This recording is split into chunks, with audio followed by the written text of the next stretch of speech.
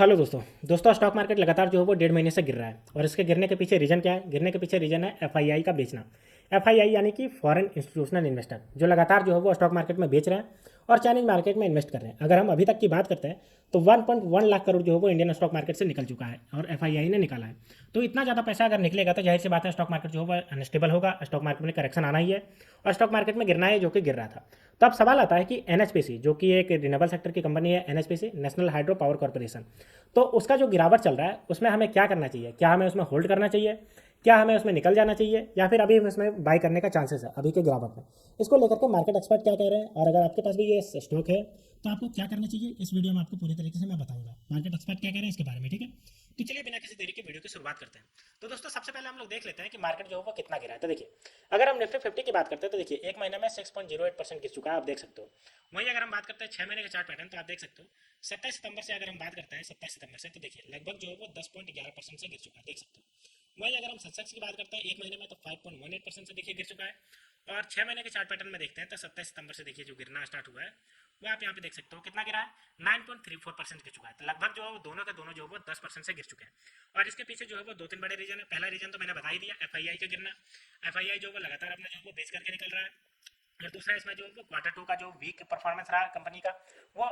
और तीसरा अगर हम बात करते हैं तो ये जो अच्छा खासा जो ओवरवैल्यूड हो गया था इंडियन स्टॉक मार्केट, क्योंकि हमने देखा कि लगातार जो 1 डेढ़ साल से इंडियन स्टॉक मार्केट बहुत ज़्यादा जो वो ऊपर जाता हुआ जा रहा था, जिसकी वजह से उसमें जो वो कॉल ऑफ पीरियड आना जरूरी था, जो कि अभी आ रहा है। तो अब हम देखते हैं कि एनएचपीसी, अगर आपके पास एनएचपीसी शेयर है तो उसको आपको क्या करना चाहिए? उसको आप होल्ड करना चाहिए क्योंकि ये 100 से पार चला गया था।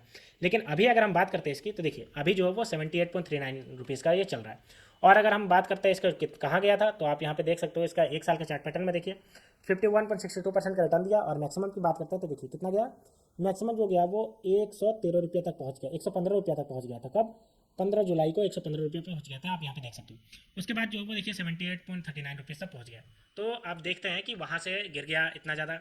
तो अब हमें क्या करना चाहिए? एक महीने की अगर बात करते हैं तो देखिए लगभग जो वो 12% गिर चुका है।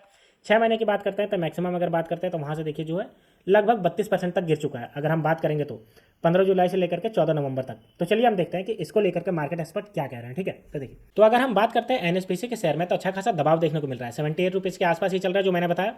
और 6 महीने में अगर बात करता है तो 21% जो है वो गिरावट आ चुकी है।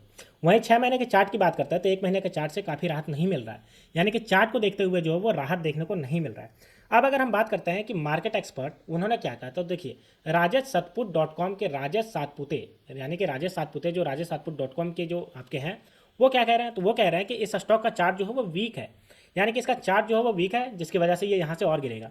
हालांकि 85 रुपये के आसपास लोअर लेवल का स्टॉक रिकवरी की कोशिश की थी लेकिन ऐसा हुआ नहीं।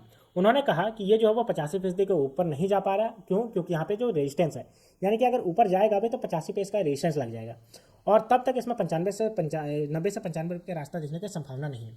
यानी कि 90 से 95 रुपये जाने की कोई संभावना नहीं है क्योंकि 85 रुपये पे ही इसका रेजिस्टेंस है। ठीक है, तो ये जो राजेश सातपुते हैं ये कह रहे हैं कि अभी इसमें जो है वो उतना ज़्यादा स्ट्रॉन्ग नहीं दिख रहा है, वीक दिख रहा है। ठीक है, आगे अगर बात करते हैं तो देखिए राजेश ने आगे कहा कि स्टॉक का ओवरऑल स्ट्रक्चर वीक है, यानी कि इसका जो स्ट्रक्चर है यही वीक है, स्टॉक से निकल जाना चाहिए। ये बहुत इंपॉर्टेंट है, स्टॉक से निकल जाना चाहिए।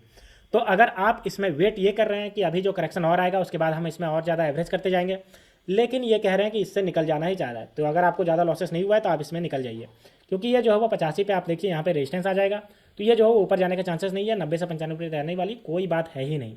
क्योंकि अगर शॉर्ट टर्म के प्राइस फ्रेम को भी देखा जाए तो स्टॉक में 80 पर ही रेजिस्टेंस आ जाएगा, यानी कि शॉर्ट टर्म में जो होता है उसमें 80 पे ही रेजिस्टेंस दिख रहा है। 80 82 और 85 के पार रेजिस्टेंस का जो कलेक्शन नजर आ रहा है, यानी कि अगर तीनों रेजिस्टेंस बात करें तो 80 82 और 85 रुपये के आसपास है। इसलिए वो कह रहे हैं कि स्टॉक से निकल जाना बेहतर है क्योंकि अभी ये जो 78 रुपये पे चल रहा है और रेजिस्टेंस कहाँ है, रेजिस्टेंस जो 80 रुपया, 2 रुपये का आपका जो वो लॉस होगा, कोई दिक्कत वाली बात नहीं है। ऐसे में एनएचपीसी के लिए ऊपर जानी आसान नहीं होगा। राजेश की सलाह है कि पुल बैक मनी, आपको जो भी छोटा मोटा लॉस हो उसको लॉस बुक कीजिए और स्टॉक से बाहर निकल जाइए। तो अगर आप भी एनएचपीसी में इन्वेस्टर हैं और अगर आपको ज़्यादा लॉस नहीं हो रहा है, क्योंकि अगर आपको 100 से ऊपर भी है तो आपको तो लॉन्ग टर्म के लिए रोक करके रखना ही है, लेकिन अगर आप जो है वो 90 80 ऐसे कुछ लिया है तो आप जो है वो अभी निकल सकते हैं, दूसरे में लगा सकते हैं क्योंकि ये जो है वो आपका रेजिस्टेंस दिखा रहा है 80 रुपये के आसपास। तो यहाँ से ऊपर जाने का कोई सवाल तो पैदा होता ही नहीं है। तो मार्केट एक्सपर्ट का ये कहना है। ठीक है, तो दोस्तों अगर आपके पास एनएचपीसी का शेयर है तो ये जो मार्केट एक्सपर्ट है ये कह रहे हैं कि स्टॉक से निकल जाना चाहिए। तो आप बताइए कि आपको क्या करना है, कमेंट सेक्शन में क्या आपको लगता है।